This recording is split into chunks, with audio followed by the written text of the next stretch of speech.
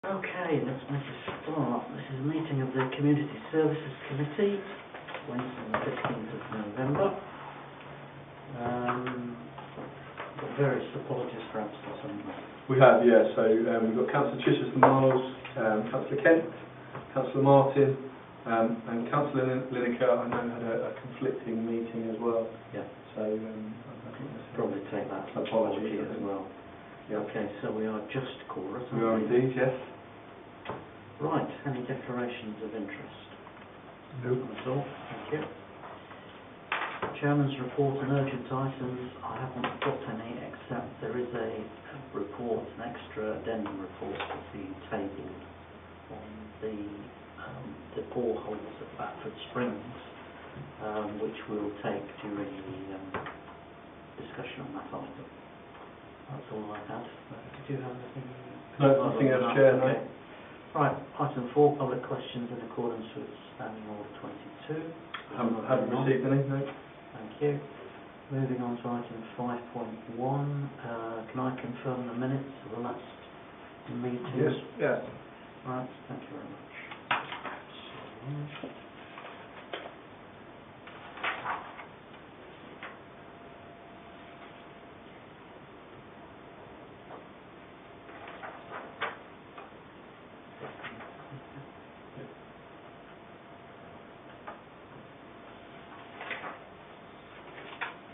Thank you very much. Thank you.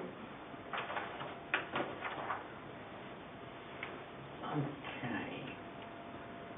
So the next thing, just on the minutes, I think there were a couple of declarations of interest which probably need to be added in. Yeah. So I'll clarify that, Chair. I think that was Paul Martin and me. Yeah. On the allotments item. So yep. I think, so other than that, I think we're okay. Right. 5.2, minutes of the Christmas Carnival Working Party, which we're just receiving. Does anybody have any comments on those? They're right. You're okay with those? Yes. Okay. Fine. And then we've got the minutes, the 2 minutes of the Harpenden and Bloom Working Party. The only thing I have there on page 7 at the top is Councillor Martin's name's not correct, surname is not correct. It's spelled, but apart from that, I don't have any other comments. Any comments on the either of those? Okay, thank you. Now on to item 6, officers' report. Work on the item on an update on the previous work and future work programme. I think the most important thing here at the moment is the boreholes at Batford Springs Nature Reserve. We've got some extra costs, probable extra costs. So Carl, do you want to just talk us through this one briefly? Yeah, sure, Chair. So previously the committee has agreed a £35,000 spend on boreholes, and we awarded a contract at the last meeting. Since then we've had an inception meeting with the contractor that I joined one of our Comms and Greens officers down on site, and as a result of those conversations and the site visit, it became quite clear quite quickly that there were some things that we needed to revisit in our specification for 2 reasons really. One, around access, particularly given the size and the weight of the machinery that comes in to drill these holes. Which is about 10 tonnes, isn't it? It's about, yeah. It's one of these huge drilling machines, you know. Yes, I know. On it. Yeah. It's a huge piece of kit. So there's one around access, and the second part was around actually the original spec and approach would have been pretty destructive to some of the areas of the nature reserve. So we are quite clear that there is going to be some loss in order to have the great gain of getting the chalk streams flowing again, but actually it was deemed the original approach would be kind of too destructive. So we've revisited that specification, and as a result of that there are a number of costs that are not necessarily all of these are the ones that we're going to incur. Some of them are kind of worst case scenarios, but they are additional costs to the project than what was presented to you previously. and I'll go over each one really quickly in a second. What I will say is that when we considered the quotes last time from the 3 contractors, the 2 other contractors that we didn't go with, their quotes were at the overall figure that we're looking at here or higher. So our additional figure here was still lower than the 2 other quotes that we had. And being frank, that had we gone with one of the other contractors, I would have still anticipated now that we would have some of these additional costs as well.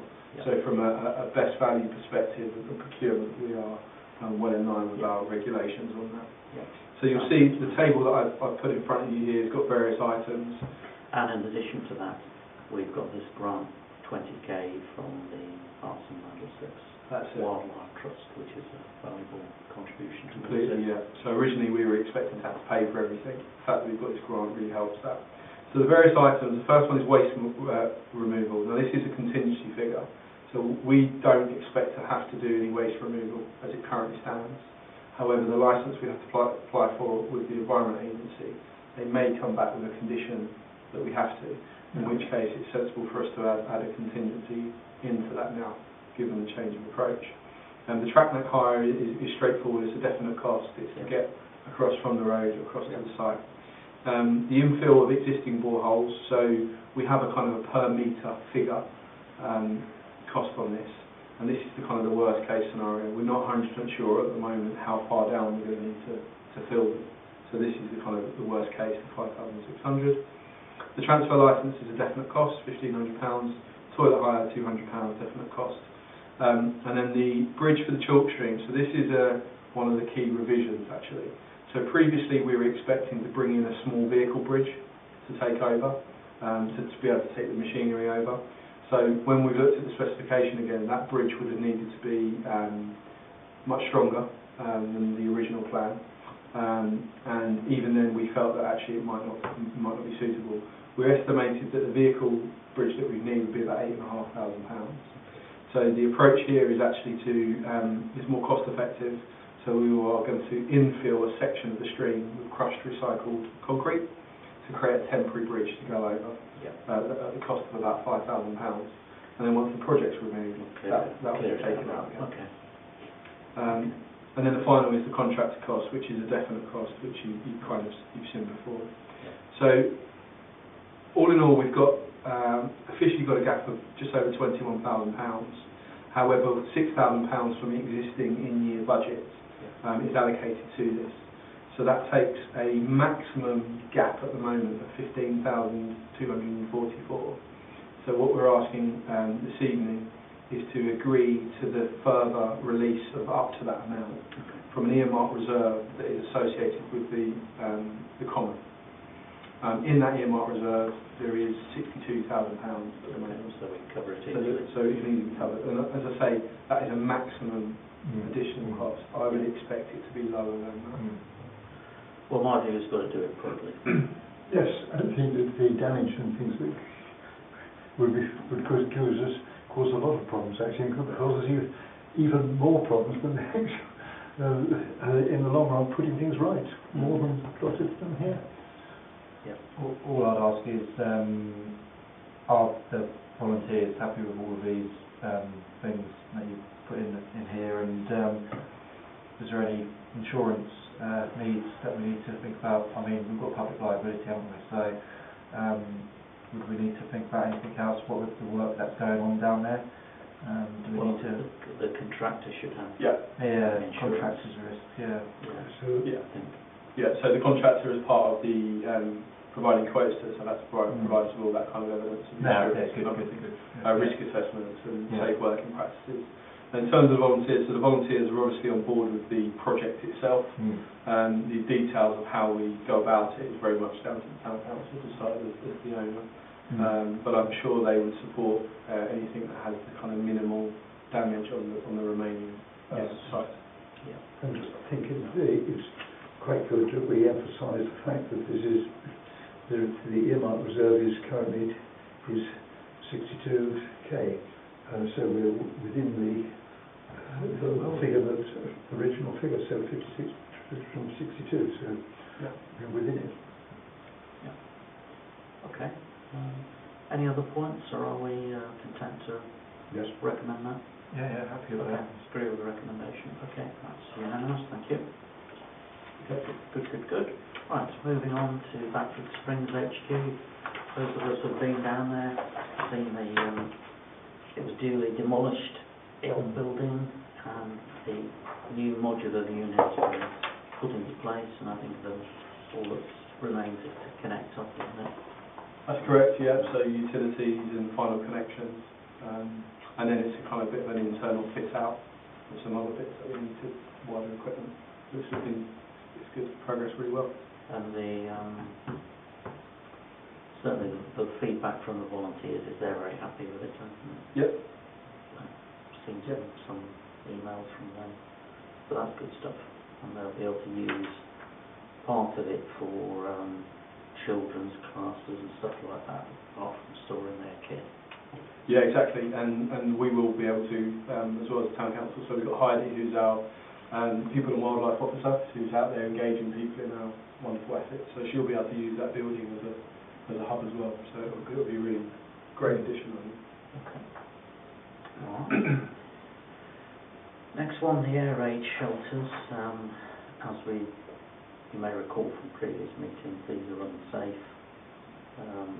The concrete sort of support stuff in there is, more or less life expired, isn't it? Yeah. And it was put in, 60 years ago, something like that. More than that. More than that. Yes. It would have been the 1940s, so, I'll bet you it would have been cheap quality as well, because, they're trying to put these things in really As quickly as possible. As quick as possible. It's like a lot of the housing that was built after the Second World War, they bought things to get people into housing, and now an awful lot of that stuff is falling apart, but it's limited life. Okay, so, well, you can see what's being planned there, and then we're just going to fill them in, basically. We are, yes. And we'll consider putting up a board if there seems to be sufficiently interesting. Yes, I think that is quite nice sort of for a history. historical point of view. That's it, yeah. So we're looking into that, researching into that, and we'll be working with the History Society to see what they have on it. I think that'll be a nice addition. I know this committee were really keen to ensure that happens. Yeah. Okay, right. Moving on to the future stuff. Yes, you're having discussions with the allotment societies, aren't you, about who's a clear definition as to who's responsible for what. That's correct. And who's going to do it. Storage depot, that's kind of on hold, isn't it, at the moment? No, it's ongoing. Yeah, so we're it's coming forward as part of the leisure development. Okay. We've agreed heads of terms with them. We're agreeing the lease side of things. Okay. But in terms of the actual build, the build will come forward once the district council have secured planning permission, and that's the first stage of that development. Okay. Tree management and digital mapping. What are we doing there? So what this really reflects is that we have a tree management policy, which this committee has looked at, I think the meeting before last, and there were some questions on there about certain types of trees, so those that perhaps don't necessarily fall within definitions of ancient woodlands or certain protections. And I think there's some discussion around what we describe as kind of iconic trees in Harpenden that we'd want to support.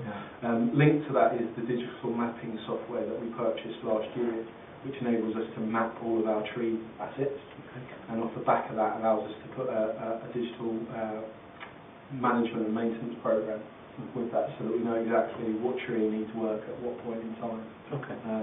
So what this item does here, it just gives you an update on the progress, and it will roughly be about 9 months after we install the software. So we'll update as to how we're using it, and some of the potential changes that may need to be made to the tree management policy. Okay. All right. Right. So the other ones. Park Hall anniversary we looked at, didn't we? Some ideas for that. Yes. Progress on tree management, etc. Street furniture itinerary, is that what No, we're going to raise? Yes, just to say, of all things that identify a town that is doing well, because people walk in the high street, and I've studied, I've often studied town centres and things. It is street furniture and the upkeep of them. Also, and it's not really part of our thing, but also the lampposts, things like when they peel off and the paint peels off, and the signs and things. It's one of the things that identifies whether a town is doing well or is getting a slipshod. So just to make the point, it is important anyway. Yes, it's crucial, or can be. One of the things they're looking at in St Albans is installing these, you know, when you come out of the station and you walk up, I suppose it's Hatfield Road, up towards the town centre, is putting these sort of like monolith things up, you know, with you know, map on, you are here, and these are the directions, places to go. Yes. I don't know whether that would work for us. Yes, I'm a little bit, because I was at something called the SAVP, so the Doors Visitor Partnership, which does involve with the tourist attraction, which is exactly what your point you've raised. And the other one where it comes in is there's bids that is coming in there, and that's for the towns, the actual centre.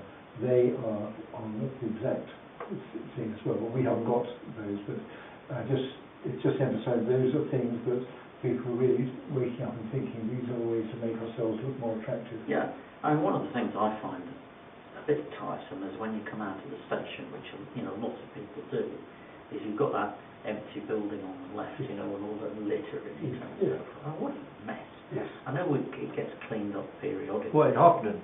Yeah. What, Station House? Yeah. Yeah. You know, I have asked, I mean, I've been walking up there, and I've had people coming down the other way saying, where's the town centre? You know, well, just something to think about. I mean, I don't know whether it's worth putting up a sign or anything like that, or one of these sort of monolith things. I don't know whether that's suitable or not, but anyway, that would come under street furniture, I guess. Okay. Future options for the fountain outside the Pizza Express. Does the fountain work? Well, that's part of this point here, actually, Chair. So it works, but every now and again. So we get it working and then it breaks again. So essentially, it's an old design, an old fitting. So there's a decision, and it hasn't reached the top of the priority list yet, but there's a decision that needs to be taken as to what we do with the fountain. Essentially, it is, you know, do we want to invest in something new there to get it going again? But it would have to be an investment rather than a maintenance of the current one. There's quite a history to this, actually.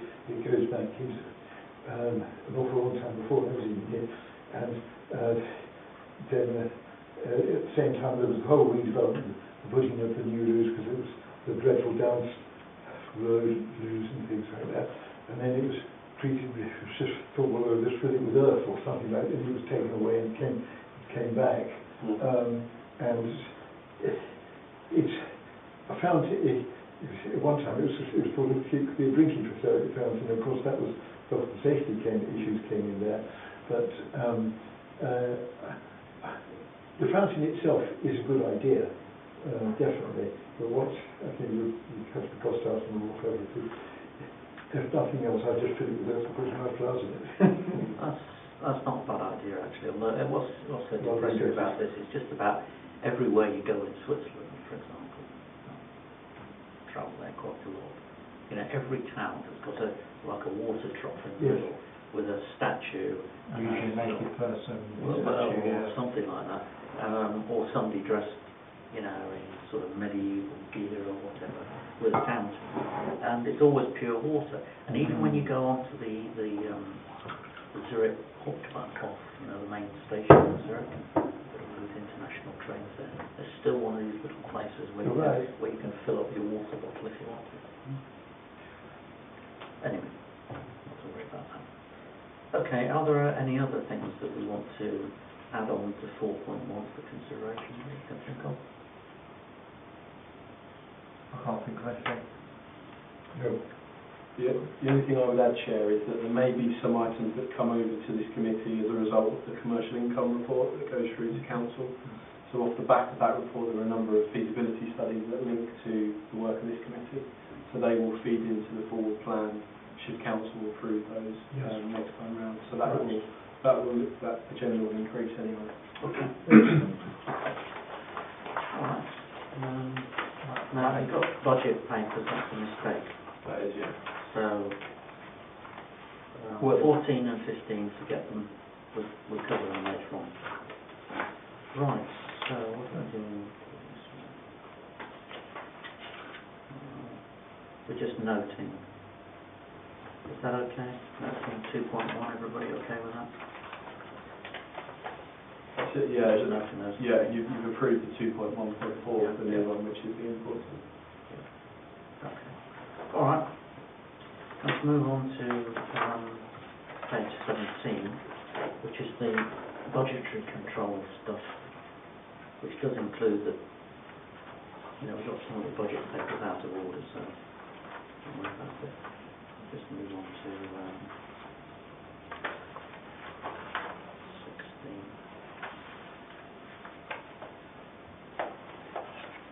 Okay. Right. So we're reviewing actual expenditure and income against the budget for the 6 months, April to October 2017, for the service areas that we've got responsibility for this committee. Okay, we're just noting this, but does anybody have any sort of comments on this? Is there any highlights you want to highlight, Carl? No, nothing in particular, Chair. To be honest, I think it's straightforward current position for your area. Yeah. So we've got the storage depot, 100 interpretation notice boards, bicycle stands, Lydica Park, and the area shelters work. So it's 171. With the bicycle stands, Yeah. what was that? Obviously it's regarding bicycle stands, but are we building more ones? Are we renovating? Because I can't remember now what we'd agreed talking about bicycle stands in the past, but are we building more ones? I think we were thinking about putting some new ones in. Yeah, there were a few.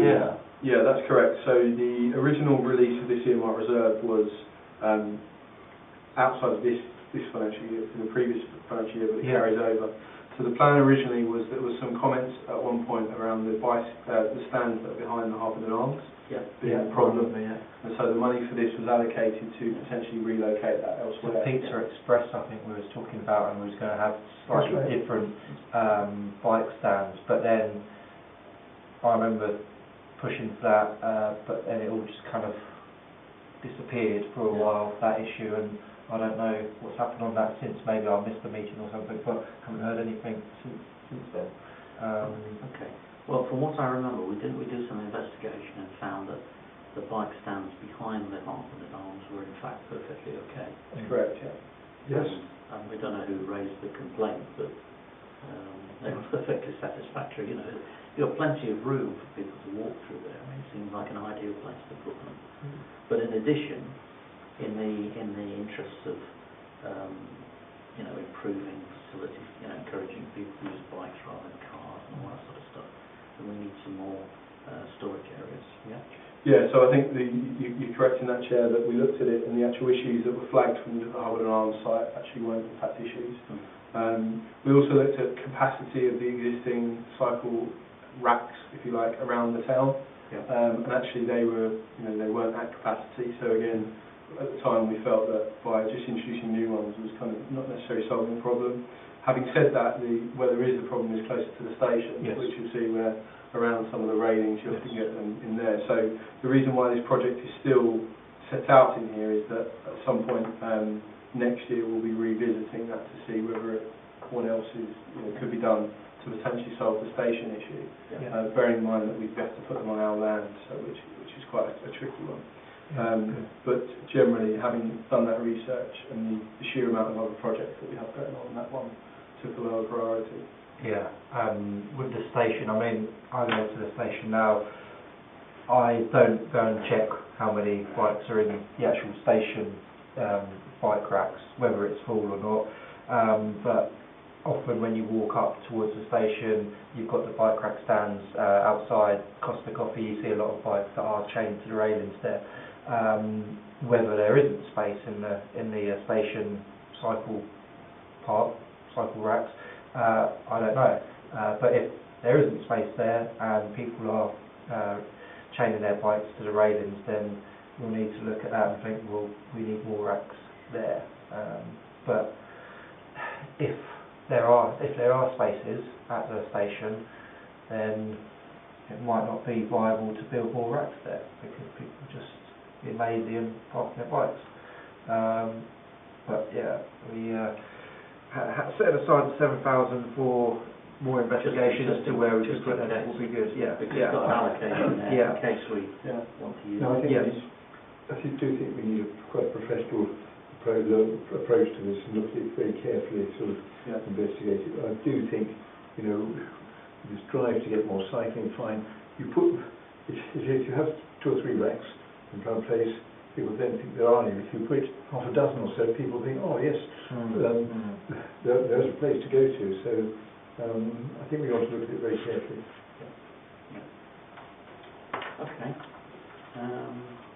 Right, so we've got the various expenditures here. And the variances.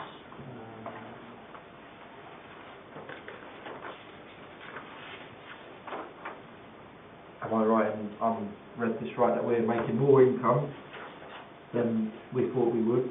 Yep. And we're spending less than we thought we would? Yep. So this is all good? Yeah, exactly. Well, good. Yeah, I think we're reasonably, overall, I think we're reasonably on track, aren't we? Yes. Yeah, very much so. Small, I mean, you know, the variance is 0.4%, which is, you know, minimal on a 6-month period. So that's looking okay. And, you know, you've got a huge variance on the full year. That's because, you know, you've only had half a year. So obviously you're going to be heavily underspent. Okay. Any particular comments on that, or Appendix 1 and Appendix 2, or can we just note that? Yes. Yeah, like that. We're okay with that? Happy with that, yeah. It's okay. Thank you. Right, now moving on to page 23 and the budget for 2018-19.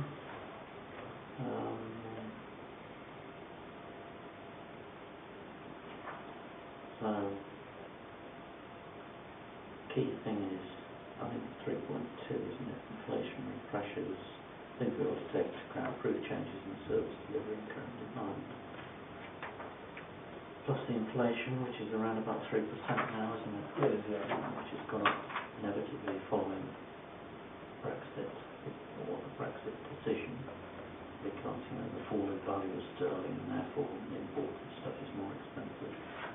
And the price of oil has doubled as well. Yeah. Although it's coming back a bit, isn't it? Yes. Well, About $65 a barrel. all shares have dropped because it's had a run, it's definitely up. That's definitely true. Okay. Payawards.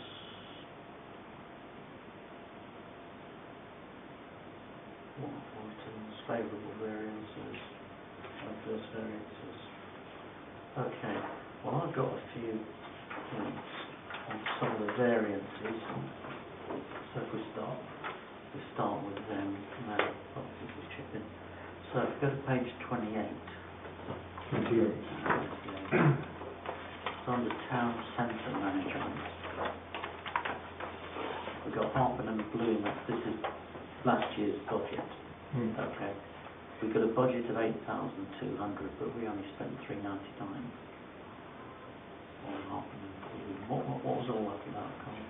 So historically we've had that budget line to support Harpenden Bloom, the working party essentially. So this isn't to deliver anything that they do, so it's not, you know, the displays or anything like that. So historically that's been that figure up at around £8,000. Last year, so it comes to the end of my first year here, spend was only 400. So this committee last year took the decision to adjust the budget down to 4,000 for this year. Yeah. And then if you follow that through, and if you was to look at the current year to date, again we're nowhere near £4,000. So the recommendation within this budget here is that for next year's budget that's taken down further to £1,500. Yep. just to basically reflect change. I'm not sure in years gone past whether there was much more expenses that were made on it, but this is just to ensure that actually what we've got in the various budget lines is what we need. Okay. And what actually are those expenses? So historically, £400. that will be linked to things like the competition. So where we purchase vouchers for competition winners and stuff like that. Yeah. That's what that would be. Okay. And as you can expect, we would never get up to that 8,000, more that 4,000 figure. That sort of thing. It's very high, 8,000. Yeah. Yes. We never spent that. I mean, Miles off. take it we don't buy flowers every year, do we? I mean, if we did, it would be massive flower deflation. I think the flowers are under the floor display contract, I would imagine. That's correct. Yeah. Oh, okay. Yeah. Okay. So this is expenses to support the working party and their work, which is around the competitions largely, and other, say, planting days that they might have. And similarly, if you come down a few lines to Harpenden and Bloom sponsorship, you've got a budget of 5,800 and we only spent 118. So that's being reduced, isn't it? So that one, Chair, that's the income line on that. Oh, sorry, I beg your pardon. Yeah. Income line. So that's the income line from Sorry, the bracket. that's it, from last year. So we didn't hit income expectations last year on that, but actually we caught back up with that this year. So you'll see our expectation for this year was £3,000. We've actually hit 4,600 already on the Harpenden Bloom sponsorship, so we've got more than we expected to. I was going to roughly where the sponsorship come from. So the sponsorship comes from the Bull Road roundabout. Yes. And flower beds. Yes. Yeah. So we offer out for a set fee flower bed sponsorship, and then we do a closed bid for the sponsorship of Bull Road roundabout. This year came in at a healthier figure. Again, so I said you're using your assets well there. Yeah. Well, that's a good idea. Yeah. Yeah, in case you're wondering, Harry, this is weird local authority accounting where income is shown as negative. Well, I've sort of looked at that, having been a bit confused in the past, but I've got used to it. Okay. Okay. All right, moving on to 29, community events, Christmas Carnival and Summer Carnival. Again, the actuals about double the budget. So what happened there? So how those budget lines work is if you refer that to the sponsorship line slightly below. Yep. So what we have each year is we have a set budget at the start of the year of what we're going to spend on carnivals. Right. If we secure more sponsorship than we were expecting to, we essentially invest that in the event itself. Okay. So rather than just kind of balancing it for the town council, we make sure that there's even more money spent on those great events. So if you break it down a bit, the majority of that 9,000, so the biggest item in there should go against the Christmas Carnival, wouldn't it? That's it, yeah. So in essence, we're making a profit on the Christmas Carnival. We are. Yeah, and we're reinvesting that in. Because we received 9,750 and we only spent 8,951. So I think it's very big on that committee as an report that they do it well. The officers are actually very, very good in the way they control the expenditure and got the money in there. Okay. All right, that's good. Lidecker, income, car park fees income was down quite a bit from 58,000 expected to 46,099. Do you want to comment on that? Yeah, Chair. So last financial year that was down to the vandalism that we had on the machine, which hit us in two ways. One, that was the actual cash that was lost out of the machine, and three ways. Cash lost out of the machine, the fact that they were out of action for a period of time, meaning that people were parking for free. And the second thing was that the cost to repair. So I think we had to make 3 repairs on the machine in that 16-17, which unfortunately just hits that parking fees on that. This year you'll see that the budget and latest forecast is back up to £62,000. So we haven't had any issues. We're looking at car payments, aren't we? We are. Very, very wise decision. It might have been a bit of a stimulus for people not having to pay for parking. They might have spent more in the shops. So you never know. Might have worked out for our local economy. Yeah. The car parks certainly are crowded, you see. I mean, this morning I had a dentist appointment, you know, that little dentist next to Bowers Way. Oh yeah. That one. And I got the last car parking space in that car park. The last one. It was solid at 9, just after 9. Because There's certainly an issue there. You see, what this means is that historically we have undercharged for lighting. We've given cheap rates there. There's no point in doing that going forward. Like, we're just leaving money on the table. Yeah. Because demand is high, so charge more. Yeah, and that's a seamless link, Chair, into again that commercial income report that's going to council later on this month. There's a recommendation in there around paying slow charges. Absolutely. Okay, one or two more on page 30 for me. I mean, if anybody else has got any queries, let me just chip in. can I just come? Yeah, sure. Yeah. Just come back on something.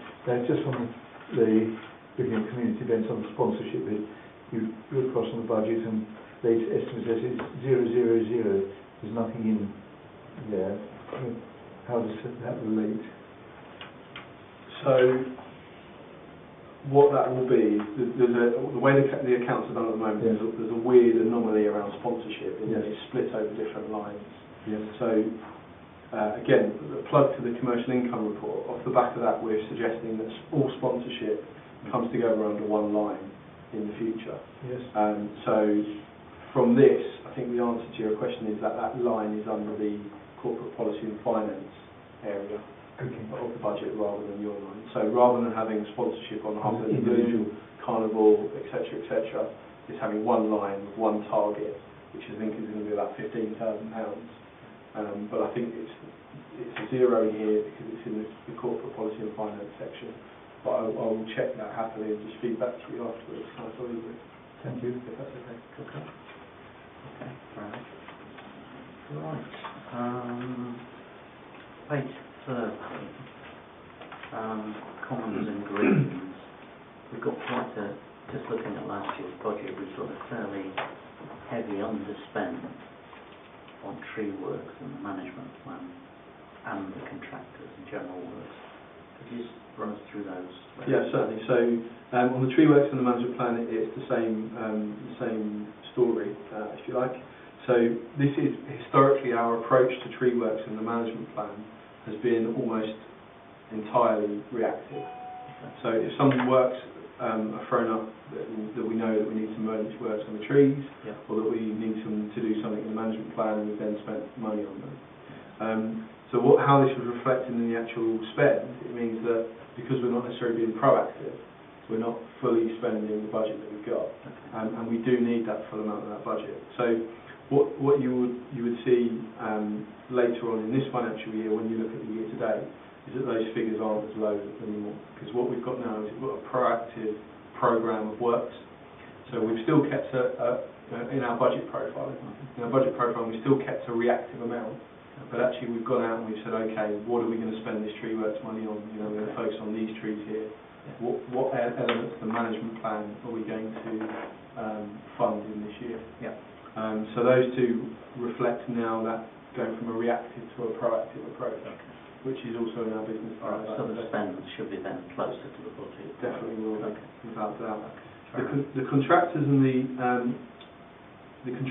general works. So this £30,000 budget. This was left in when the town council changed its ground maintenance arrangements. So this was basically the saving that the town council made by changing arrangements. So the decision was taken at the time to keep that in. So rather than lose that somewhere, to keep that in there in case that there was anything within the grounds maintenance contract that perhaps wasn't working or we need additional spend. That's been the case for 2, maybe 3 years actually now. The change in this year's budget is we actually halved that down Yeah. to £15,000, which enabled us to reallocate funding elsewhere. So that particular example there, that enabled us to create a maintenance budget for the Batchford Nature Reserve of £15,000, which historically we haven't had. Okay, fair enough. All right, moving on to 31, again, under the Batford Springs Nature Reserve, we've got fairly heavy overspend there, haven't we? Yeah. On last year's budget, 19,709 compared to 8,860. What was the story on that? So essentially the story on that is that the budget that we had allocated to the Nature Reserve just wasn't sufficient. Okay. So the essential things that we had to do in year. What were some of those things? So off the top of my head, let me think. So the stuff with the management plan, there was some there was kind of preliminary work that needed to happen for. Is it the safety work? So yeah, I mean it's essential. Doing that, the bridge. Yeah. So with the the extra. Yes. Great. The extra support so people couldn't. Yeah. Fencing, wasn't it? Yeah, fencing. yeah. So there's essential work that came up throughout the year. Okay, that was a lot of that was safety stuff. Wasn't Completely, yeah. Yeah. Off the- Okay. off the I back do of remember risk that. assessment. I do remember. I think there was I also remember. some preliminary expenditure for some of the projects we're seeing now. Okay. But if you trace across again, so the management plan item, for example, this year and in future years, is much higher than what it has been before. Yeah. And that just recognised, this committee recognised last year that actually there wasn't enough in-year budget for the Nature Reserve, given the significance it had to us as an asset. Was there some money as well for the new entrance to the new meadow? I think, was that? That's correct, yeah. that So was there come was up the new in kitchen, expenditure. yeah. There was the new kitchen gates, there was the new pathway. Yeah. Oh, yes, And then there was lots of safety works, but then that prelim work as well. If we anticipate things like that during the year, what's our process? I mean, do we just kind of like run over the budget, or do we come back to the committee and say we need some extra? So what we do now, because this is kind of a historic approach of how we do things, but what I make sure the team do now is January we profile our budgets for the next year. Sure. So if you're an officer who's got responsibility for commons and greens, my expectation is that there's an idea of how we're proactively going to spend that throughout the year, so that we know that we're not going to overspend, right? Because we've planned out what we're going to spend on. Crucially, we always keep a bit of reactive back, that kind of rainy day stuff. So what you shouldn't see is significant overspend in the And is future. the bulk of the expenditure during the summer months, would you say? Not necessarily for the Nature Reserve, Right. Mainly because a lot of the works that we do there is winter works because of the habitats. Yes. So actually it's safer and more protected to the habitat to do over the winter. Okay. For example, the boreholes. Yeah. So the boreholes would probably be cheaper and it would be less destructive to the land during summer, but actually the habitat, that's all sorts of breeding seasons, so it has to be a winter project. Yeah. Fair enough. Okay. And on the allotments, again, we've got the tree works 6510 compared to a budget of 0. Yeah. What was that? One-offs? Yeah, so the way in which we done our tree works last year is that we looked at it collectively, because if you look across our budget we have a lot of expenditure on tree works. So rather than having items necessarily in each one, the allotments tree work budget line was taken out. But what this reflects is that in year we had to spend £6,500 on trees to do allotments. So we just reflected that in our accounting under that line, so we know what we're spending. Okay. Fair enough. Okay. Does anybody have any comments on the budget or variances? We've covered quite a bit. Yeah. Okay. Yeah. Okay. All right. Fair enough.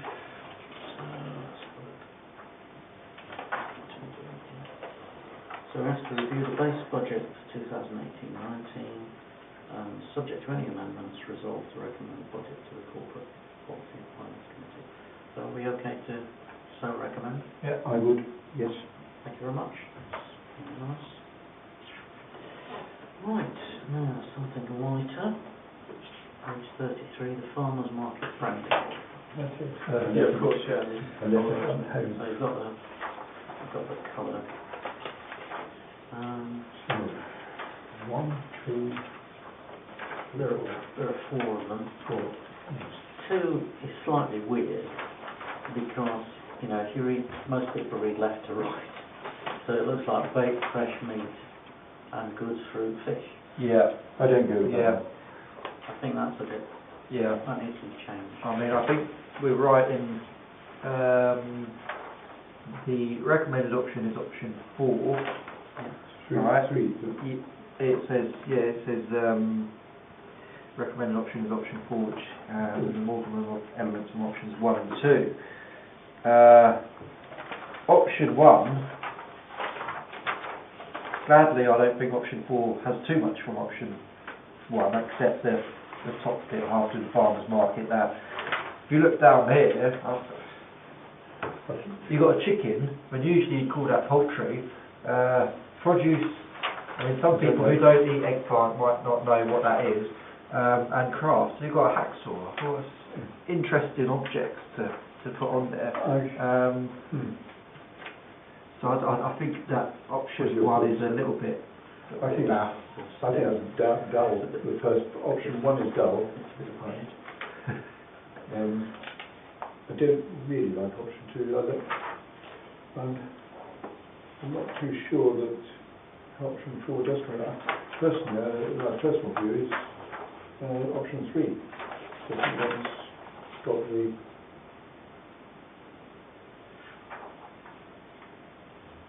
Yeah, I think option 3 is. I did like that. I mean, What's all that stuff at the bottom? This yellow stuff. Strawberries. well, it could be cheese or straw, couldn't it? So Could be a misconstrued as cheese. straw. Now you've got the canopy at the top. Yeah. Spells out loud and clear that it's just the same as the other two actually. Harpenden Farmers one. Then it's got without saying fish or what Harry was saying, you know, meat and things. It's got the loaf, it's got the cheese, it's got the salami or whatever, and it's got the. Yeah, I mean, but it's not in colour though, is it? I mean, we're going to get into a massive debate about which is the best branding here, but it's much of a muchness. I mean, I'm quite content with option 4. It's colourful. It takes out the math bits of the other ones. And it's like you put on the report, it uses the best bits of options 1 and 2. I've got a tractor in it. Got a tractor in Nice tractor in it, yeah. I mean, Well, what I think is, I think the idea, I mean, we you know, the 3 of us have got our ideas, and the staff have got their ideas, and so forth. But what matters is really the people that are going to use it. Yes. So what I was going to suggest is that we do a bit of test marketing. Exactly. I was just going to say, back you up on that one. Yeah. There's a bit of market And research here. I think that's the plan, isn't it? Yeah. So what are you going to do? Just go out and on a market day, just talk to I think people that and would say be- which one do you like? yes, that's it, perfect. Yeah. And I think we should hold back our own individual personal views until there, because, you know, the hospital others, I'm quite clear, I like number 3.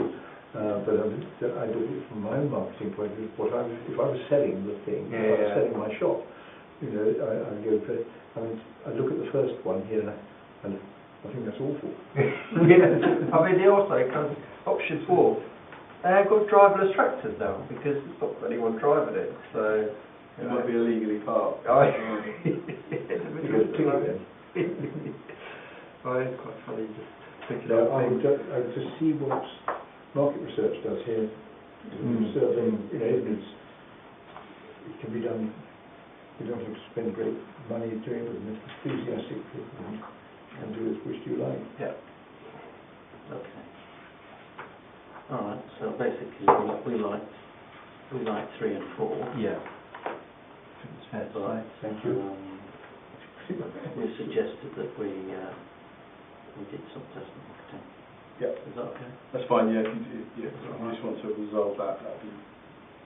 This is formally just a vote on it to say. But I think what I do like though is what is nice about this is that we're recognising that the farmers' market is important, and we're looking to promote it even more in this way. And because I mean we go back in farm there because when it was the history of this, and there were moans and groans about it coming in. There were certain shop people didn't like it, and messes did, but it has improved. It has become more and more popular, something that's good. So I just like the way we're approaching it positively as well.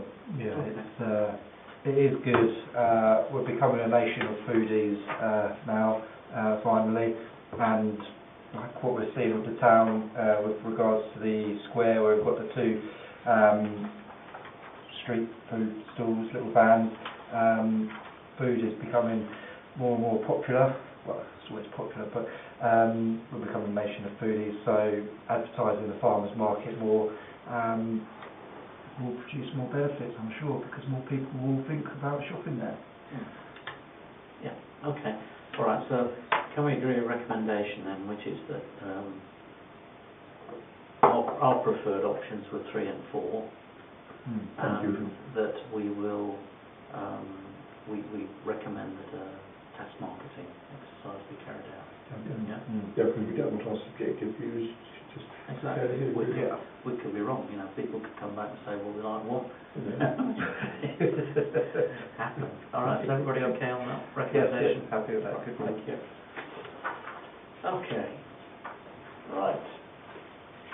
We're almost at the end, aren't we? We're almost at page Common management plan. 39. Common management plan. Right. Should we give a short? Yes, please. Yeah, just give us a. Chair, Councillor, the current Commons Management Plan comes up next year. Yes. So we're looking to introduce a new 5-year plan, which is very much a refresh, because I think we recognise that we've got a really successful approach to managing the Common. We've had some initial conversations with key stakeholders, and that's out in this report. And off the back of that, we've started to look at what the refresh would look like. And under paragraph 3.6, we've set out some of those key areas or initiatives that we think will be included in the next version. So this evening, the committee are asked to note these and to put forward any suggestions for alternatives. In January, we will be bringing the draft version of the actual plan for the committee to consider prior to it going out to some community engagement. Okay.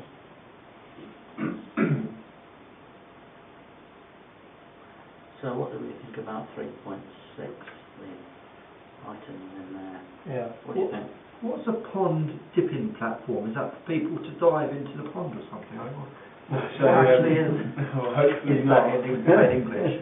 So at the moment we carry out lots of pond dipping. So particularly Heidi carrying out nets into waters, finding different creatures. Right. Okay. That's so.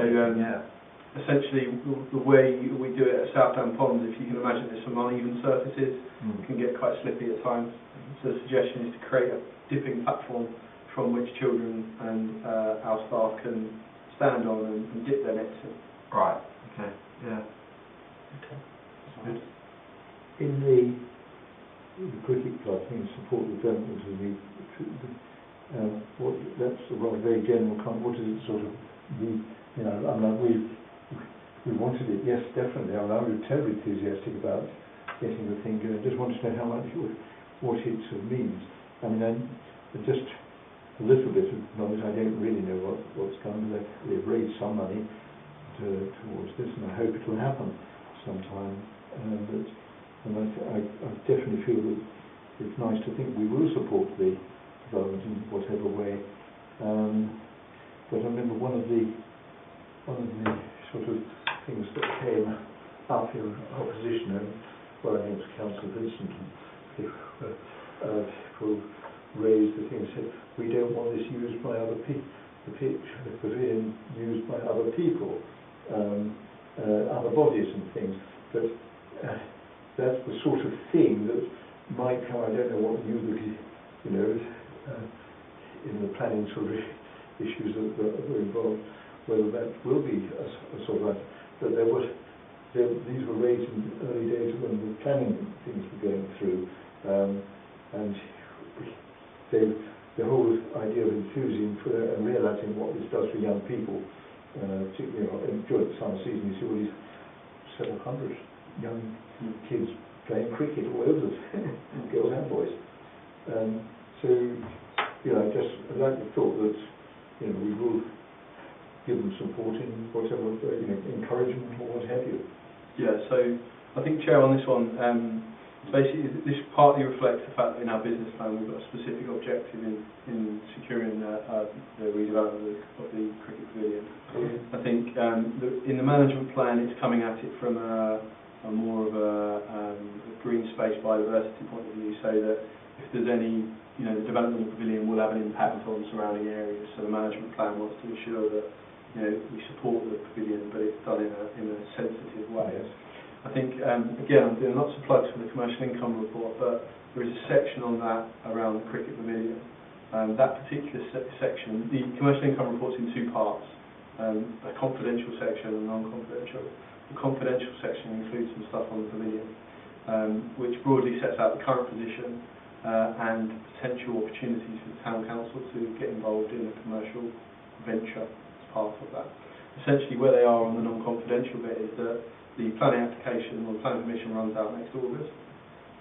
There's a gap in their funding, so at the moment, prior to the commercial income report, I'm working with them to look at what the options are for them to try and secure that development. But there is the potential commercial opportunity for us that will come forward and that you'll see in the council papers. Well, a lot of people would do that. I mean, just in general terms, speaking in general terms, would be very happy with what you just said, and it's very good. Yeah, and I think, Chair, the important thing as council, we've said that it would have to be a facility for the community. Yes. It could not be a closed facility that just for one room. And just taking on, I'm sorry to go on, that is one of the assets of the town. As you drive into the town, you come across, but it's actually when you leave the town, it is such a key to what Harpenden is. It does look attractive, doesn't it, when people are playing cricket on Yes. Good sense for cricket. Yeah. So I appreciate your words. Okay. I know all looks fine to me. Yeah. Fine. As far as concerned, everything's fine. Looks good. Anybody want to add anything else? No. Okay. All right. So we're just committees asked to note the key initiatives. Advise the town clerk of any other initiatives they wish to be explored, but we don't have any. So we're just noting the key initiatives. Okay. Everybody in favour? Thank you. Okay. I think we're done. Well, we've got to clear the room. Oh, right, yes. Okay, is everybody happy with the consent? Yeah, that's what we I think we did that. Yeah, We did all that. I think last time that was all. You did. I did. Okay. Fine, we're done. 8:30. Thank you. Meeting.